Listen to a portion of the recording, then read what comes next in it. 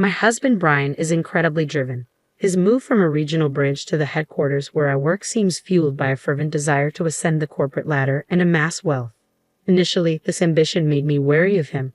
When we first met, Brian asked, "Linda, your father is connected to the company, right?" "Indeed, I work for the same company where my father serves as an executive."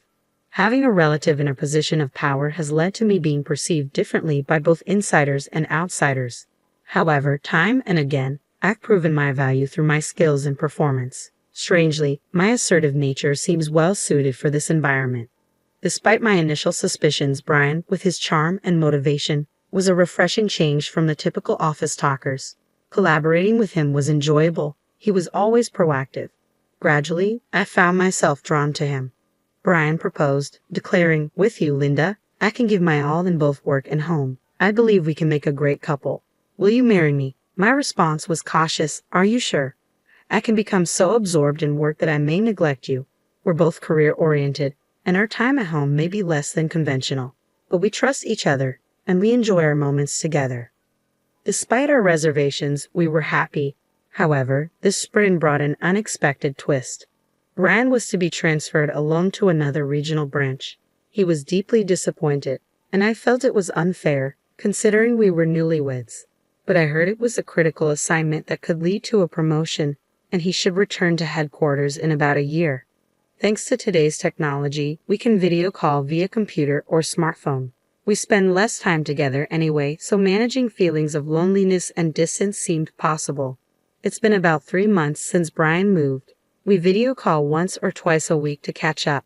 The world is convenient now. With careful scheduling, we don't feel as lonely. During one call, I casually mentioned visiting him during summer vacation. Brian responded uncertainly, mentioning his non-stop workload. "It seems leading a project is exhausting." I trust my husband's words, yet I can't shake this lingering sadness. Suddenly, a thought creeps in about the interior of Brian's rented apartment, beyond what fate should determine. Perhaps he's too busy to clean properly, I initially rationalize. But as I glance at the tidy portion of the room visible on the screen, I'm struck by its unexpected neatness. It's impressive how he manages amidst his busy schedule. Just as I'm about to praise him for it, my eyes catch sight of an unfamiliar bag at the edge of the screen. I'm speechless. Clearly a woman's item, even someone like me, not particularly up to date with trends, recognizes it as a high-end brand. "Hey, what's that bag?" I ask, unable to ignore it. Brian glances over his shoulder quickly, his response a tad flustered. "Oh, it's a wedding anniversary gift. Since we don't get to see each other much, I wanted to give you something tangible," he explains. "I thought it would suit you. I ordered it online, so I wanted to unbox it as a surprise. But I guess I messed up. I'm sorry." "It's fine," I reply, forcing a smile. I'm happy and looking forward to its arrival.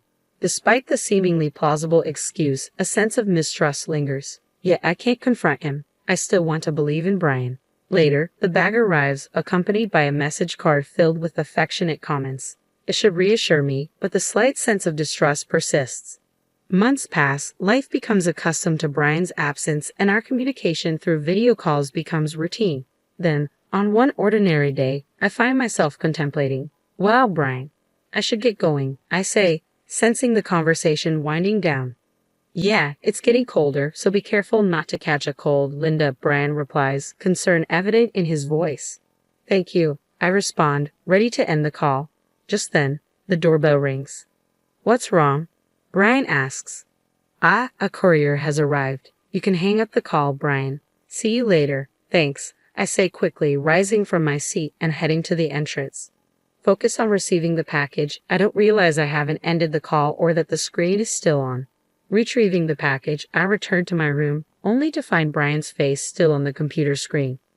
I guess this is the end of the call," I start to say when something unbelievable catches my eye. I instinctively cover my mouth with my hand. On the other side of Brian's desk, there's a bed, and an unknown woman sits upon it, bathrobe-clad despite the daylight. Even more shocking, the same bag I received as an anniversary present lies beneath the bed. Memories of a long-forgotten suspicion resurface.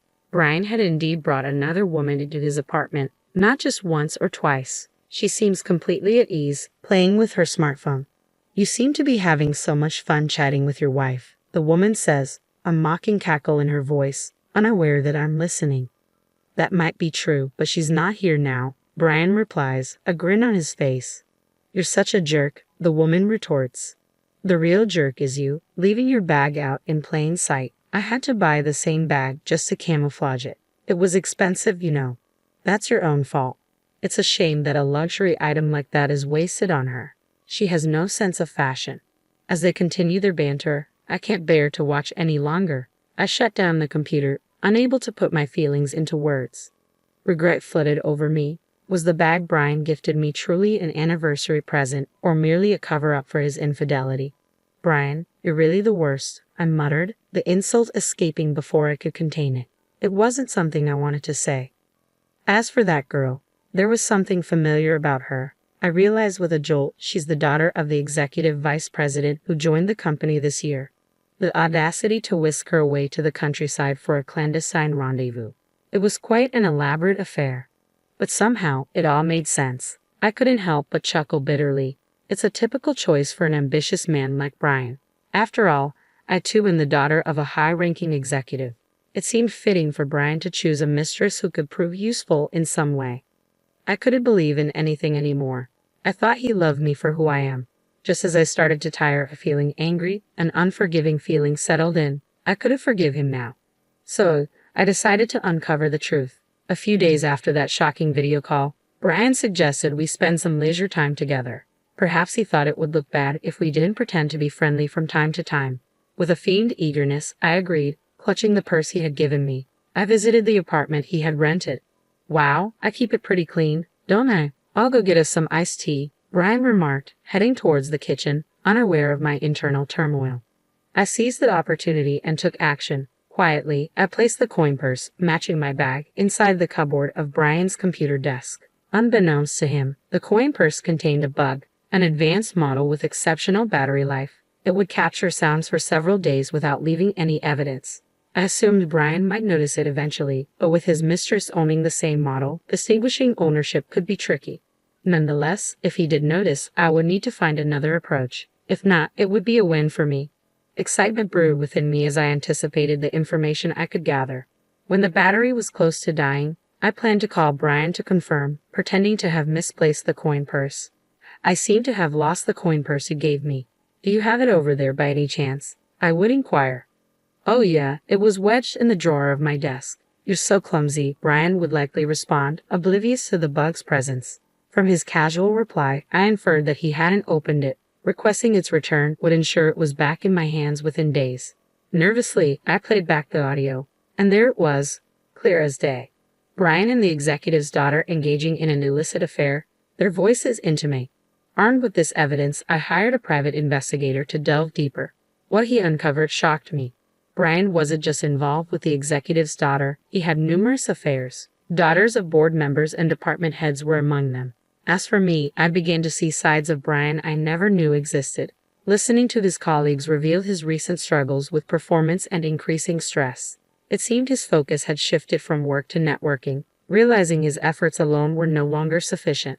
I genuinely feel sorry for him. Failing to perform at work can be a bitter pill to swallow. However, his professional struggles have nothing to do with his betrayal of me and his affairs with other women. Furthermore, it appears he's using these women as stepping stones to advance his career.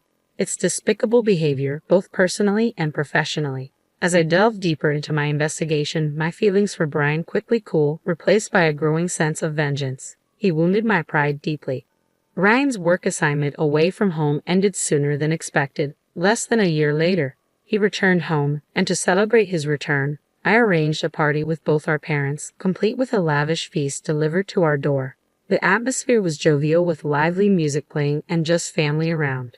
Then the music's vibe changed and I heard my own voice echoing from the speakers. Ryan's conversations with the executive's daughter, since to the music player, filled the house. Ryan turned pale, confused, and flustered. "What's this, Linda?" he stammered.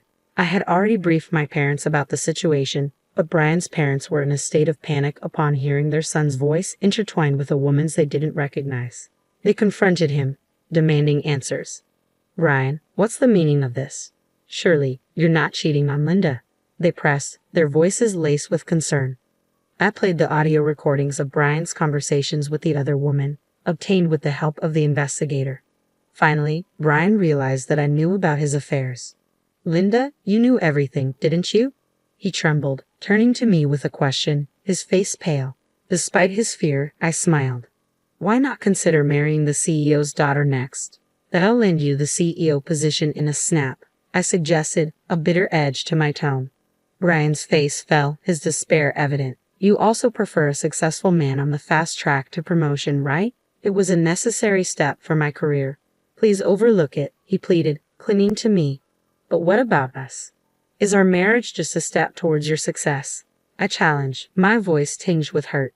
No, that's not it at all, Brian insisted, though his words seemed forced. You're special. Despite his reassurances, Brian appeared flustered. My father stepped in, his gaze piercing. Brian, did you approach my daughter to take advantage of my position? Tell us the truth. Brian hesitated before confessing. Initially, it was about getting ahead. Even though other women were merely tools for my advancement, I am truly serious about Linda. I promise I won't cheat again. Please forgive me this time. I want a chance to make it right.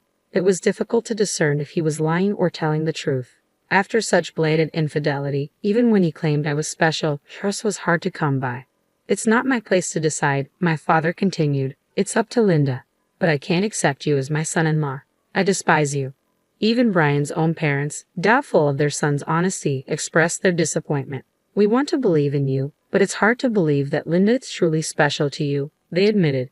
My father's words stung, but it was clear that the disbelief of Brian's own parents hurt him the most. Despite their opinions, the decision to trust Brian or not was mine alone. In the end, I chose honesty about my feelings. I can't trust a man who has repeatedly lied to me, deceived me, and even ridiculed me with another woman. While I value my work and appreciate professional success, I've always aimed to achieve it on my own merits. I would never stoop so low as to use someone else for my own gain. But I'm telling you that you're different. Why are you abandoning me?